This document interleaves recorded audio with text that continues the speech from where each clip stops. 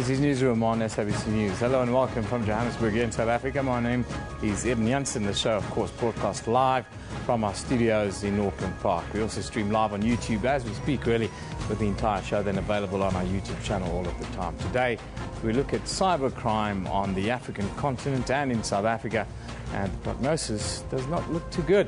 We look back at the cabinet announcement earlier this week here in South Africa, and there's also been a cholera outbreak in South Africa's northwest province. We'll look at that a little bit later in our show.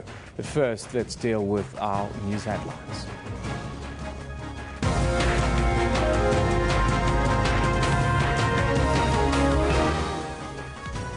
Some economists are warning of a recession after figures released by Stats SA yesterday show that the economy contracted by 0.6% in the first 3 months of the year.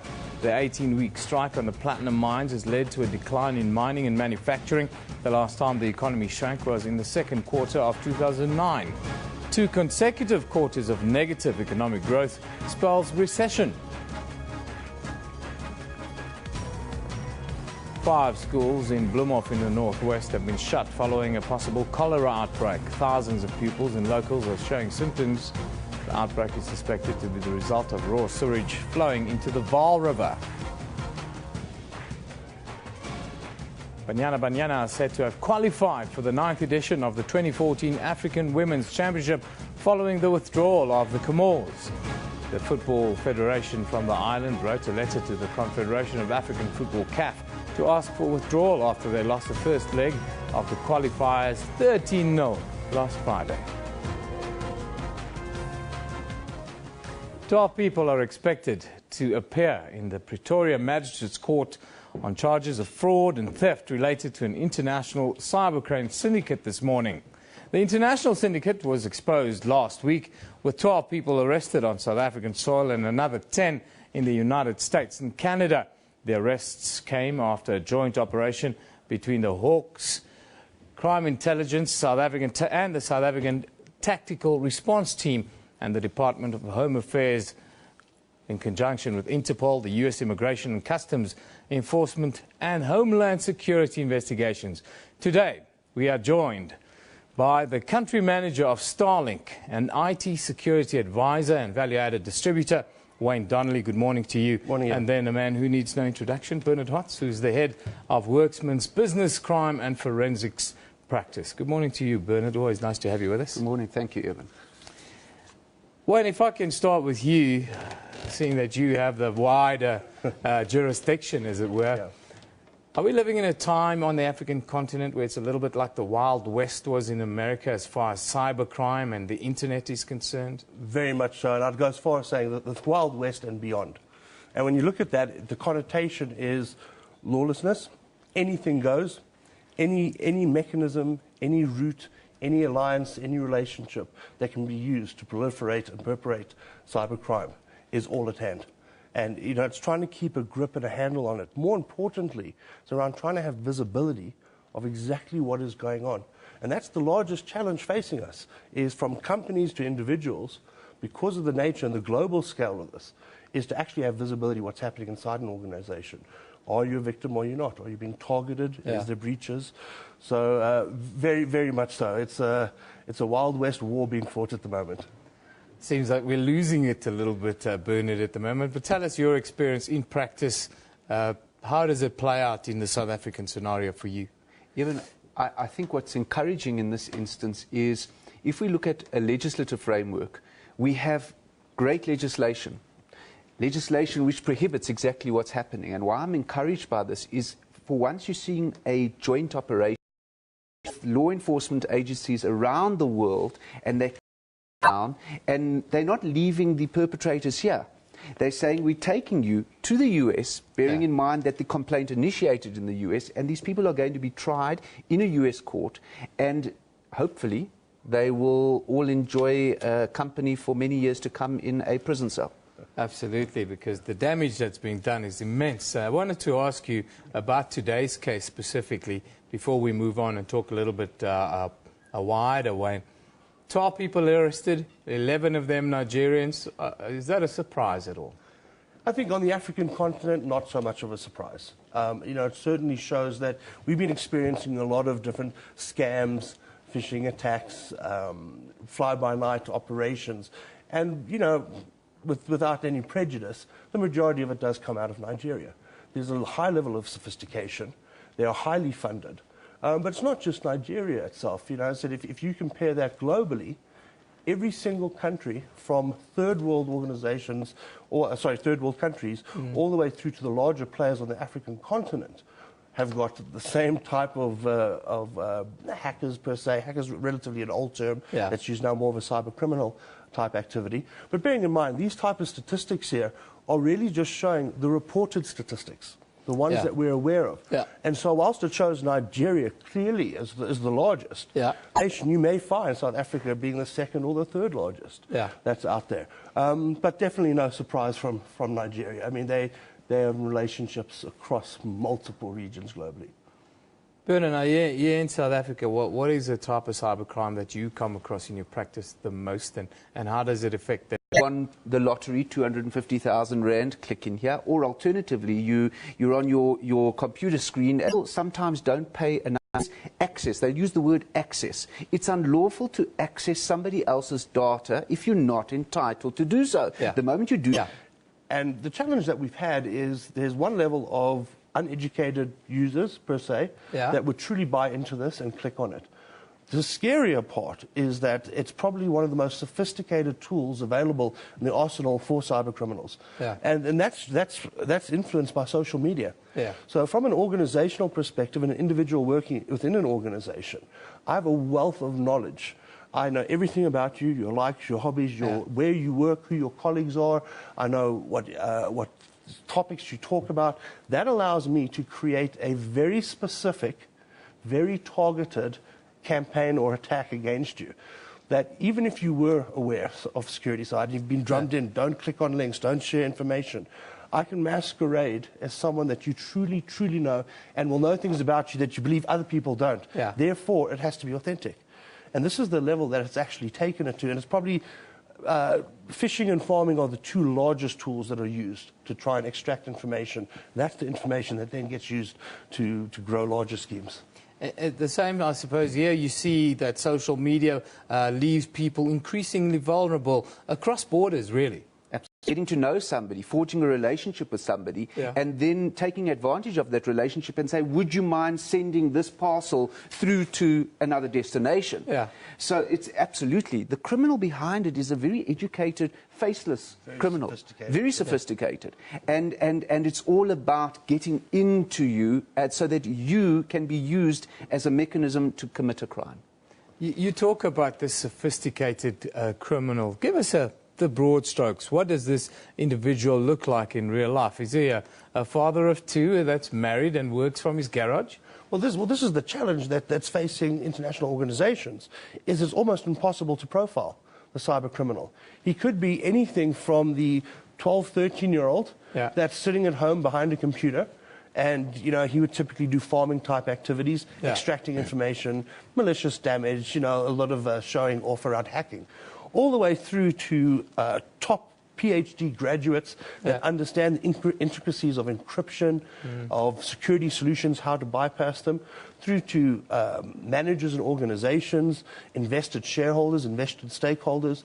And it's across the board. So male, female, it doesn't really matter. The age category is irrelevant at this. What is important is that when we start playing into the corporate space and enterprise cybercrime, there, what the sort of more juvenile type hackers don't have, they are highly funded. And the reason for this is not just around, there are many reasons for cybercrime. So I mean, if you look at what cybercrime is... Do we have a scenario where there's a growing business on business type of cybercrime going on globally? It's more than a growing business. It is now a fully fledged international industry that is operating. And if you look at some of the more recent statistics, cybercrime has overtaken drug trafficking in terms of revenue generated. Literally we talk about, once you're connected to the internet, within 4 seconds, potentially you're exposed. It's overtaken from a revenue generation for cybercrime syndicates, more revenue than many countries, third world countries, complete GDP. So this is now across the board, from highly funded, highly sophisticated, access to the latest technologies with reaches globally. It's a real network that's out there. Let's conclude this with giving people a little bit of hope, because it sounds a little bit hopeless. If you've got a business, how do you protect yourself? And then if you're an individual, how do you go about protecting yourself? And what are your rights in this country? Let's start with you. So there are just a few key points on that. First and foremost is awareness. Yeah. It will always start with educating the end user, educating an organization and a company around the basic flows, trends, things to look for. Secondly, there are solutions in place. There are methodologies in place. From a cybersecurity perspective, we talk about a defense in-depth approach. And again, it's not just having one line of defense, but multiple lines of defense. And what's critical to that is, historically, everyone has been reactive. And it's been a preventative type thing. The reality is, there is no more prevention. Yeah. You know, if you've not yet been breached, at least they have visibility. So as an organization, an individual, your key way of combating that is to have actionable, intelligent visibility of what the nature of your network is and your infrastructure. So as the crimes are being committed, or if there are anomalies, you immediately see that straight off the bat and allows you to act on it. Yeah. And these solutions are available. Companies are moving towards this strategic approach, and that's encouraging. We've certainly seen that upswing in the last 2 years. It's what you talk about, that all-inclusive approach. Everyone's got to chip in, but as an individual, it's not always that easy, is it? I think, Eben, the two issues are, firstly, being proactive and awareness, and second of all, for there to be a commitment from law enforcement. And as we've seen, this is multi-jurisdictional. Yeah. The people who are perpetrating these crimes are multi-jurisdictional, so we need a commitment from law enforcement around the world to cooperate and do precisely this. Yeah. Well, 12 people arrested in South Africa, and another 10 in the United States and Canada. So it looks like we're heading in the right direction, but I'm sure Wayne will tell us, yeah, you need to arrest another 10,000, I suppose. Well, yeah, this is going into the hundreds of thousands globally.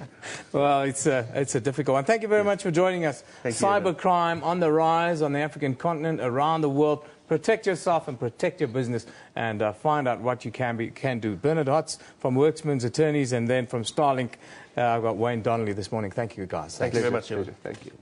Top story. The South African Chamber of Commerce and Industry has expressed concern about South Africa's shrinking economy. Figures released by Stats SA yesterday show that the economy contracted by 0.6% in the first 3 months of the year.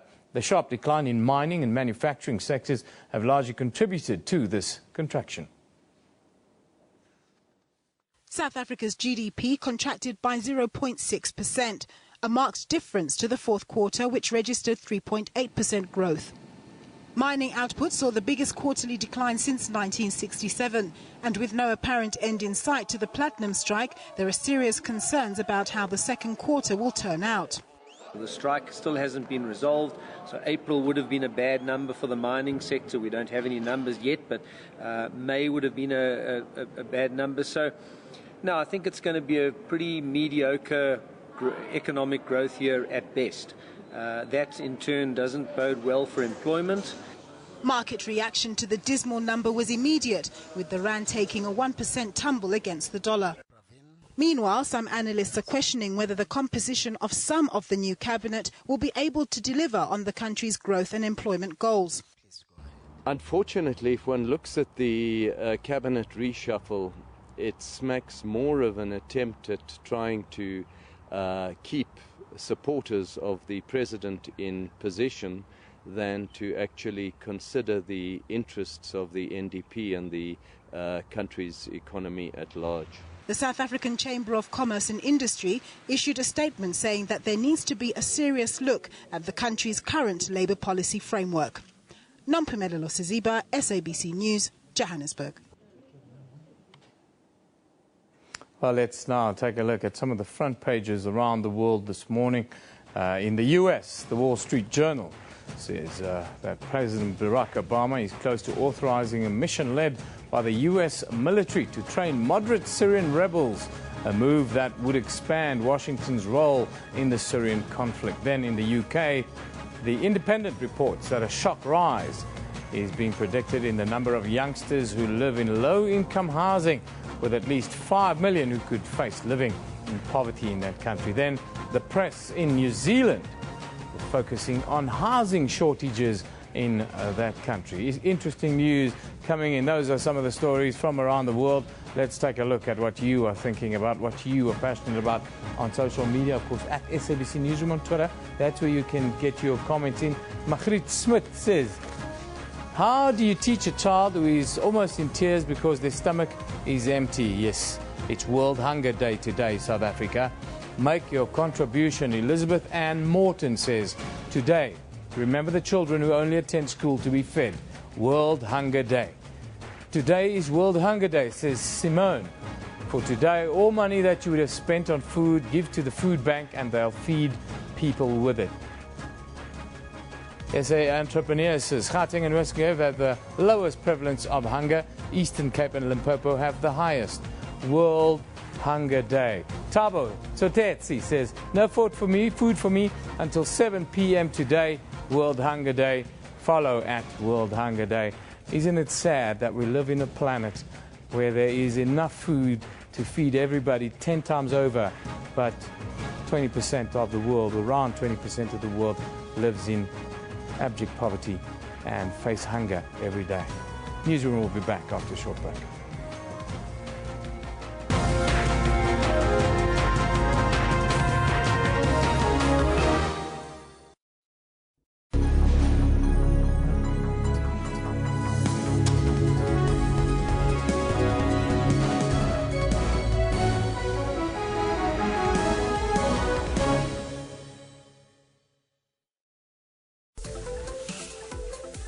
Good evening and welcome to yet another edition of Sports Live, the show that brings you the latest local and international news, live interviews with the who's who in sport. He's the first South African to wear a yellow jersey that was at the Tour de France this year. It's the first time that we get a boxer who's recognized by the Ring magazine as the best fighter in the planet to visit our country. And he's very close to world record pace. And in fact, it is a new world record. When you cross the line, what went through one's mind? None of the four of us knew where it won. The scoreboard is always on the left, but all of us tend to the right. No, we just waited for the country to go down. RSA. That's Sports Live, daily at 8:30 p.m. on SABC News. Zoom into Africa. This is Malawi. The president is Her Excellency Joyce Banda. Malawi got independent from the United Kingdom on 6th of July in 1964. The population is more than 15 million people. One of Malawi's major languages is English. Monetary unit Malawi Kwacha. SABC, sharing 20 years of inspiration.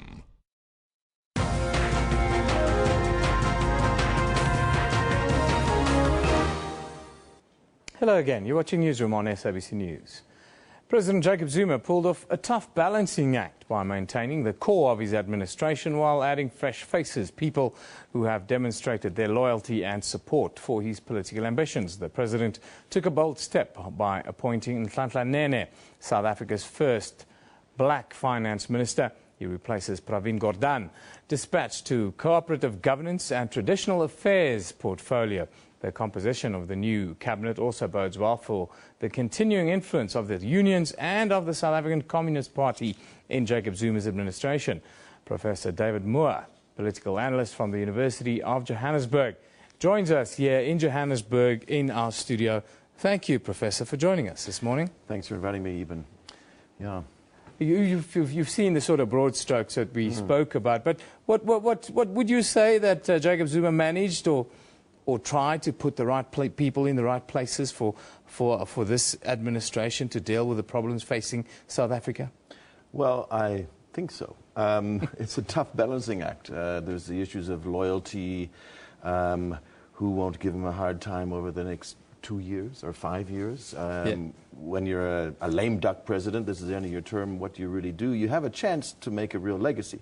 So you've got the loyalty issues combined with the issues of development. Now, I teach development studies at university, although I'm trained as a political scientist, so I try to balance both. Now, if you want to look at the ministries which can really develop the country, well, finance.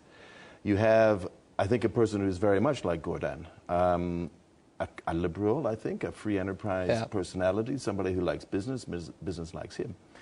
But then you've got the more developmental post, Patel and Rob Davies, who have stayed in their posts, and you have a more statist orientation there, right? So what's the balance going to be between state-funded programs, the heavy hand of the state, the business would say, versus the light hand? You've got Lindiwe Zulu in this new post. She's very dynamic. I knew her a bit when she was in charge of the Zimbabwe question. How do you bring small business in with a developmental state that's, you know, focusing on big projects, Eskom, power? So it's going to be very interesting, I think. The small business ministry, this new scenario, South African small business struggles to find its footing in a country where monopolies often run the roost, and doing business can often be expensive. What are your views on this new ministry, and how do you expect it to make a difference? Well, a lot of people have said this will just add another layer of bureaucracy. There was an interview this morning on the radio on SABC with Lindiwe Zulu, and she's got a lot of energy, and I think she sees the problems. I think one of the problems is bringing informal sector business people into a more formalized economy where there can be a bit of regulation, they can earn more, and they start to pay taxes to the state, right? And a lot of people in the informal sector would resist that because they don't like that control, they don't like the police coming down the main streets in Johannesburg and saying, get back to the back streets. But it's a very dynamic sector, verges sometimes on criminality, right? But some economists, Hernando de Soto, the famous guy from Peru who's in charge of this Institute for Liberty, says this is the seedbed of capitalism from that sector. But of course, the informal sector relies on electricity, power, sanitation. So you're going to have, you know, and these involve a lot of state activity. So you've got the whole issues of corruption, cholera, right? We had just a couple of minutes ago. Water issues we've had in the Northwest. Protests. And of course with protests which involve unemployed, informals, other political parties get involved. So you've got all those tensions that this new cabinet's going to have to deal with. Now, telecommunications split off into communications and telecommunications, right? Is this a propaganda ministry? Or telecommunications, we have someone who used to be in security. And you were talking just now with the guys from Cybercrime. Or think of Snowden, you know, state secrets which get out. Absolutely. So it's a very difficult balancing act. I don't know if the African or the South African context lends itself to the sort of developmental state that one had in East Asia, which had these miracles. People who think it is, I think, are thinking in the wrong context. That was a totally different geopolitical context, Cold War, that sort of thing. So how do you balance all of this? Tensions between purely laissez-faire liberal type of economics, which the DA says it would like to do, but even if the DA was in power, could they really push those ideas which come out of a different context? So you've got, you know, those, the real liberals versus the statists, security issues, what do you do with the informal sector? Can it absorb unemployment? Can that become small businesses that are, you know, real businesses employing 5 or 6 people? What about the next level then, the magic pill? Is there a magic bullet that people talk about that can lift us out of this economic gloom? We've just contracted by another 0.6%. What about things like shale gas exploration, fracking? Can that add the 2-3 points on the GDP that we need? And who do we have in energy now? Someone who didn't do that well in agriculture, and someone who's kind of tainted. So there's a loyalty post. But that's going to be fracking, right? Mines and resources. Who's moved out of there? Who's moved back in? Who's going to be dealing with lawmen right now? And that's also housing. We have Lindiwe Zulu back in housing. Is the state going to take on that issue of housing in mining communities, which the private sector has left alone? You know, back in the 60s, you had the Oppenheimers saying, we've got to solve the migrant labor problem. We've got to have permanent housing for families in these places. Again, that's either the state or enough wages so that people can buy their houses, or the companies actually paying. So the magic, well, There's a lot of shale gas in the world. Yeah. That's not going to solve a huge problem. Telecommunications, better access, education. I was just reading something this morning by the Wits School of Governance and SAIA about how Anglo-American has been funding schools in Limpopo. Better training. I think, and I come from the university sector, we need better students coming in from the primary school system. There's been no change in the minister there. No change in the Ministry of Higher Education. Maybe there hasn't been a Ministry of Higher Education for that long. How do you implement real changes there? Maybe that's the magic bullet, is education. Is education. That's the priority, it seems. You've got 30 seconds to tell me quickly about Pravin Gordhan's move to cooperative governance. Is it a snub, or is it, or has he been made the headmaster of ministers? It's both. If he can do what he did with SARS, it'll be a miracle. SARS had a relatively small position. He could offer bonuses for people who performed. Can he do that with this huge? And that's where it's a plus for him, but it's tougher than any other ministry he's had. I think probably even tougher than finance, because you've got those levels of administration which are very poor. You've got the protests. You've got delivery.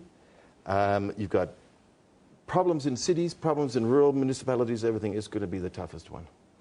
Well, I think the world is watching with interest. Thank you very much for joining us today, Professor David Moore, political analyst from the University of Johannesburg, talking about the cabinet. We could continue talking for most of the rest of the morning, but unfortunately we've run out of time. Let's take a quick look at your comments on, this is on Twitter. Doc Moses says, it's unbelievable. Corky 1 year, I just hope that Al-Qaeda come to their senses by releasing Corky.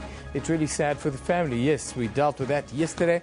Of course, keeping it alive 1 year later. It's terrible for people to be so inhumane. May Corky be released unconditionally, I would think. Mark Casket says, Corky 1 year, Corky 1 year, Corky 1 year hashtag. That's the hashtag to follow. We're always praying for Pierre Corky. He's always in our thought, even if we don't tweet about him. Shaham Nordin says that. We're always praying for Corky. Yes, the world, or South Africans, are praying for the return of Pierre Corky all over. Let's take a look at what's on our Facebook page. Of course, if you've missed anything on the show, it's on our Facebook page. Another opposition member of Parliament, former ADA committee on Nkandla, has joined the call for the committee to be revived. And then you can also read on why Chief Justice Mogoeng says infusing laws with religion would lead to a high moral fiber in society. You can also read more about World Hunger Day. That is today. More on that on our Facebook page. If you've never been hungry, go to our Facebook page and see where you can make a contribution. At least 20% of the planet battling hunger every day. Here at Newsroom, we know that there's nothing like television, of course, and it often comes with its own set of unique challenges. Let's have a look now at some of our colleagues from around the world as how they battle with this very difficult television business at times.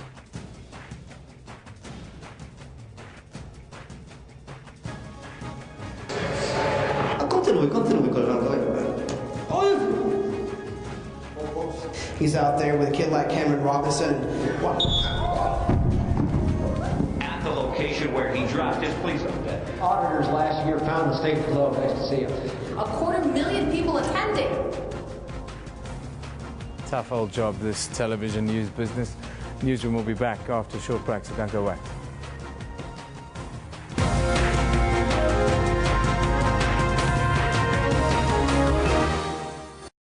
SABC, sharing 20 years of inspiration. Alleged murder mastermind Shreen Divani briefly appeared in the Western Cape High Court on Monday morning. The 34-year-old British businessman is accused of orchestrating his wife's murder in 2010. He has been admitted just to receive treatment. South Africans have expressed their disappointment with the much-anticipated 20th birthday gift from Vodacom. Vodacom says more than 8 million people participated in the free data campaign. And data traffic was as much as 150% higher than normal in high-demand areas. Make sure you don't miss Your World, weekdays between 11 and 12 midnight. Sasol says it's still ready and waiting for government to give the green light to fracking. Sasol avoided Eskom's woes because it makes more than 70% of its own energy. The ECB left interest rates unchanged at a record low of 0.25%. The ECB also failed to suspend weekly operations to soak up money it spent on sovereign bonds at the height of the Eurozone debt crisis, known as sterilisation.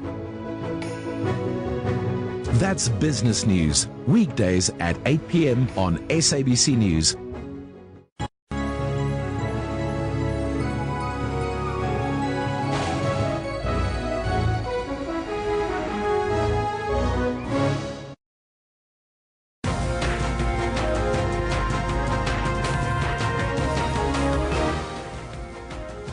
Welcome back. You're watching Newsroom here on SABC News. Let's just take a quick look at top stories. Economists are warning of a recession after figures released by Stats SA yesterday show that the economy contracted by 0.6% in the first 3 months of the year. The 18-week strike on the platinum belt has led to a decline in mining and manufacturing. The last time the economy shrank was in the second quarter of 2009. 2 consecutive quarters of negative economic growth spells recession. 5 schools in Bloemhof in the Noerrhest have been shut following a possible cholera outbreak.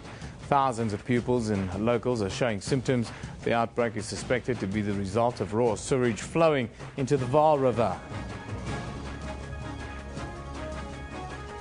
And Banyana Banyana are said to have qualified for the 9th edition of the 2014 African Women's Championship following the withdrawal of the Comores.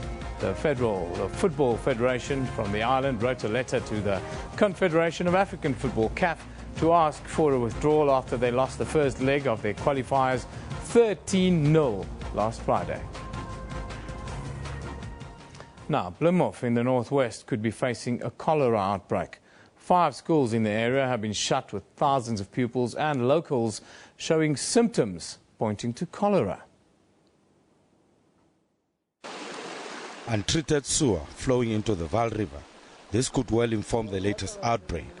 At Witumelon Township, clinics are crowded with patients. They all suffer from stomach cramps, diarrhea and vomiting. They are suspiciously symptomatic of cholera. I'm suffering from stomach cramps. Even yesterday, I had to take my child to the clinic for the same thing. Pupils are also affected, lessons disrupted, and 5 schools were forced to close. Some of us, we couldn't attend to school that because we were suffering from the sickness, that we were running to the toilet repeatedly.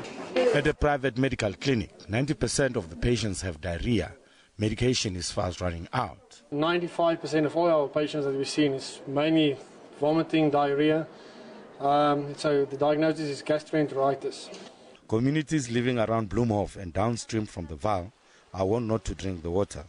The health department has taken water samples to test for cholera.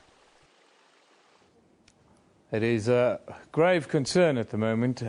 Now, SABC reporter Kabelo Molope is still in Bloemhof following this story today. He will keep us updated. He joins us now on the line. Good morning, Kabelo. Good morning, Eben. What's the latest in Bloemhof this morning, Kabelo? For now, we are waiting for samples of water which were taken by the Department of Health just to confirm what indeed the cause is and what these people are suffering from. The symptoms indeed are symptoms of diarrhea, as you've mentioned on the package. The symptoms are of diarrhea, people are vomiting. Some of the schools were temporarily closed on Monday and Tuesday, and for now people are going to clinics as and when they feel those symptoms. So for now the situation is still dire.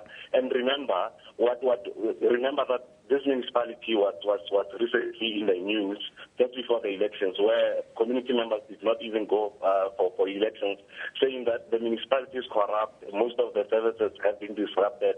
The municipality is indeed paralyzed at the moment. Kabelo, this raw sewage that flowed into the river there in Bloemhof in the area, where do they know where it comes from and how is it going to be addressed? The sewage that is flowing into the Vaal River is indeed coming from the local municipality, the sewer from the local municipality. And then from our understanding is that the department is currently putting together a team to try and resolve the problem. As I've indicated, at the moment, the Lekwata municipality, which is responsible for Blue Mob, is actually paralyzed because the mayor and most of the councillors were actually chased out of the community.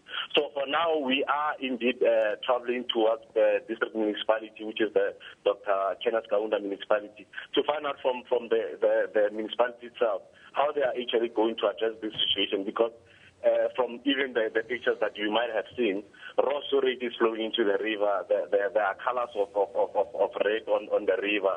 An assortment of sewer and other things are flowing into the river, which is actually also posing danger to people downstream. And even we saw some fishermen who were fishing next to the river, and this is a serious health hazard.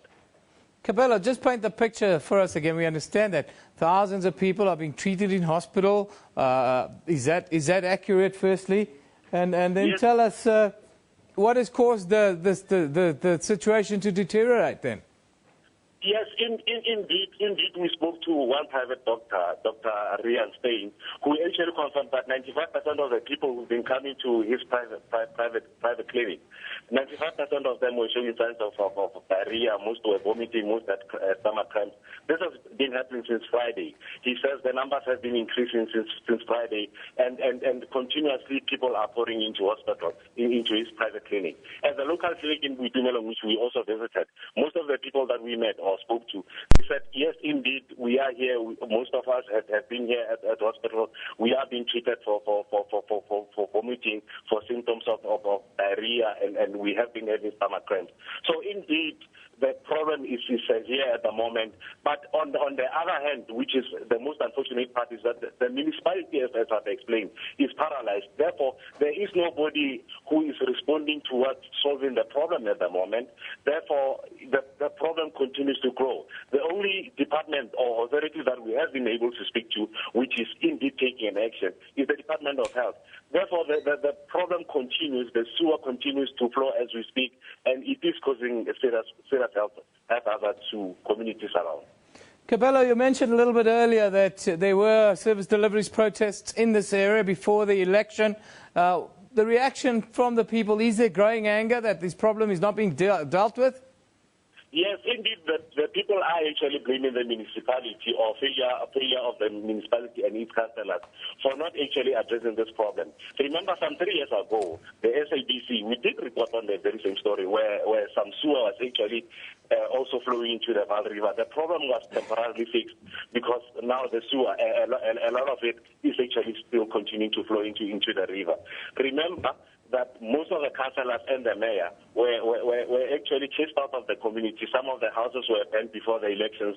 And at the moment, we understand from the side of the local government that forensic test team is actually investigating some of the allegations that were made by the community, which are calling for the dissolution of the council because they're saying the council is not giving them proper services.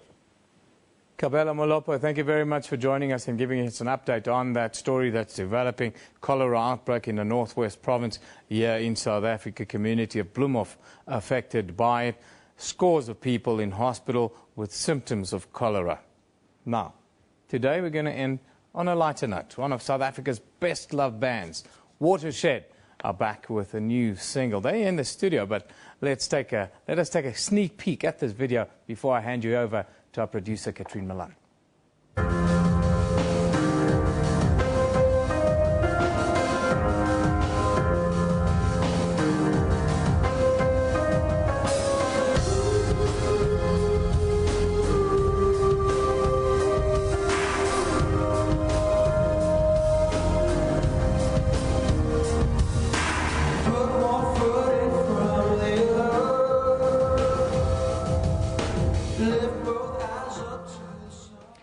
Yes, Watershed is back with a brand new single called Don't Give Up. The first single to be released from the band's forthcoming album will be the 5th since Craig Hines started Watershed back in 2000.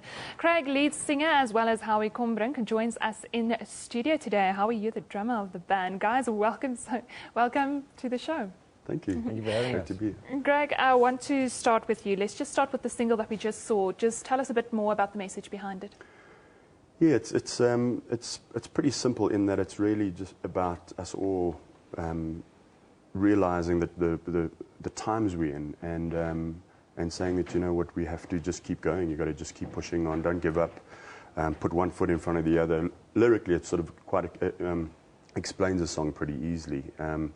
It's you know, when the water's rising, don't give up. Like everything has just got to do with never giving up. Now, a lot of people might not know, but you guys have been around since 2000. It's 14 years. Can you tell us a bit more about the journey that you guys have been on since it's been forever? Yeah, it's been a while. So just briefly, 2000 was the first album, which was called In the Meantime, and we had a couple of big songs of that, Indigo Girl being one of them. And then 2003, we did an album called Wrapped in Stone. 2005 was our third album, which was, we had a big song on there called Letters. All the while, we were lucky enough in the first album for that song Indigo Girl to have been released sort of pretty much throughout Europe. So we ended up touring a whole lot out there. There's an interesting story behind Indigo Girl. I know it was a big hit in Germany. What was that like? Yeah, it was very interesting because we were here sort of getting on with our lives and the music scene here, and a phone call came through from Germany, from the record company in Germany, and they said, the song's blowing up on radio over here. So it was panic stations, and we were packing our suitcases and heading over to Germany. And from there it spread into Austria and Switzerland and surrounding territories. And from there it even spread, and it was translated into Mandarin. So the song's sort of done crazy things for us. Tell me, Howie, the South African music scene since 2000, how has it changed? Yeah, I think it's obviously with social media around and things like Facebook, like gigging is a lot easier, and you can actually spread your music a lot further, you know, without having to do like certain gigs and the initial groundwork that back in 2000 you had to hit the clubs and just gig as many nights a week as what you can, you know. But yeah, now it's so much better. You can put videos out and you can like. Do you think it's easier for up-and-coming bands these days to get their music out there via social media like YouTube and all of that? Yes, I definitely think so, because anyone can open up a YouTube account and sort of go ahead and put videos up and build up a fan base and get people that subscribe to their site or whatever. And I think people are consuming music a whole lot quicker now. So it's not necessarily that particular album, you know, those physical discs are sort of no longer around. You can pick up a couple every now and again, but so you are way more easily accessible, but yet the pool of bands is far bigger. Now, except for Germany, you guys have been around the world, Europe. How does South African music scene compare with the rest of the world? I think it's right up there. Yeah, I think we've got some incredible bands, incredible solo artists, writers. But with us sort of being right down in the south of Africa, it is more difficult, and it's expensive for bands to physically tour countries. And I think that plays a large role. It's actually being in that country and traveling, you know. But we. And then, Howie, the production, the music video that we just saw. Tell us a bit more about the behind the scenes.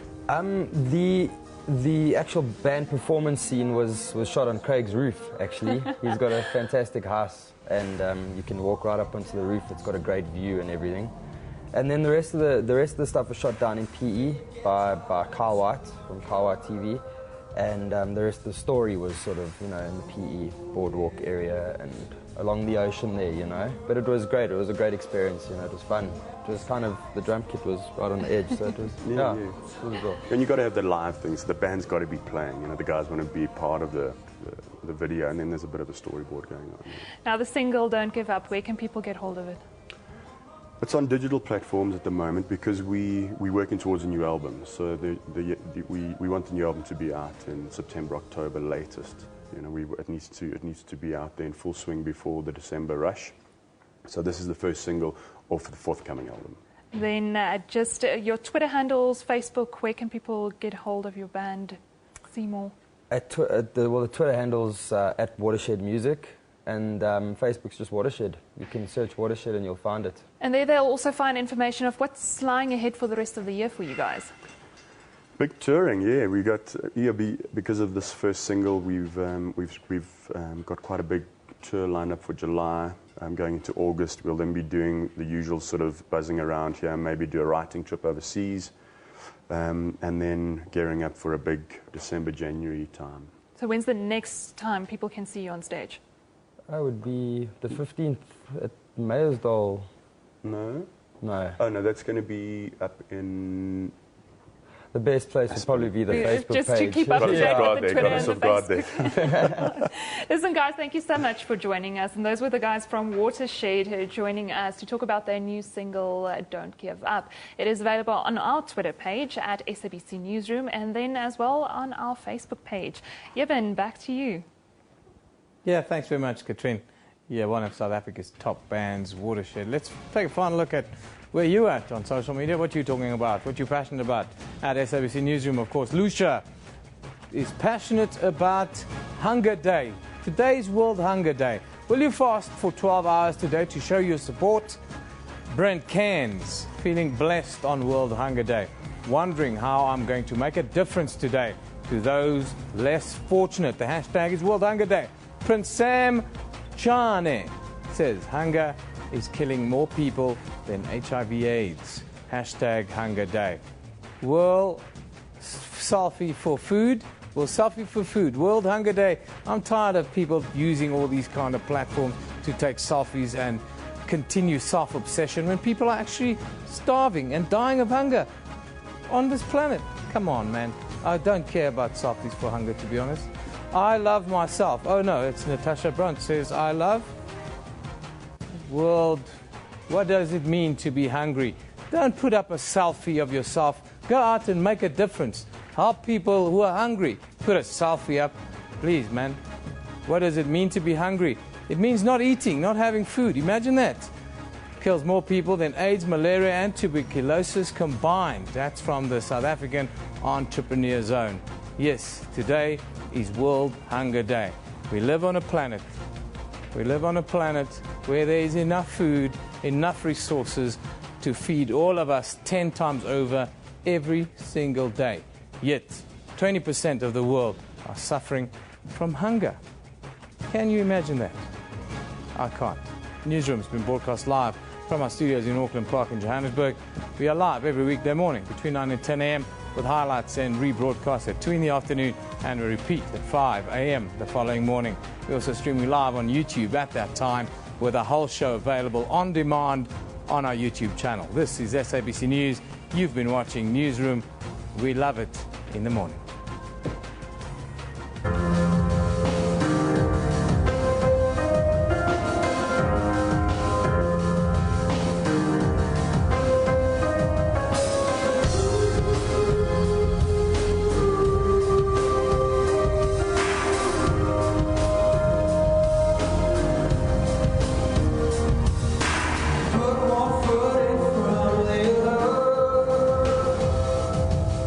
Lift both eyes up to the sun.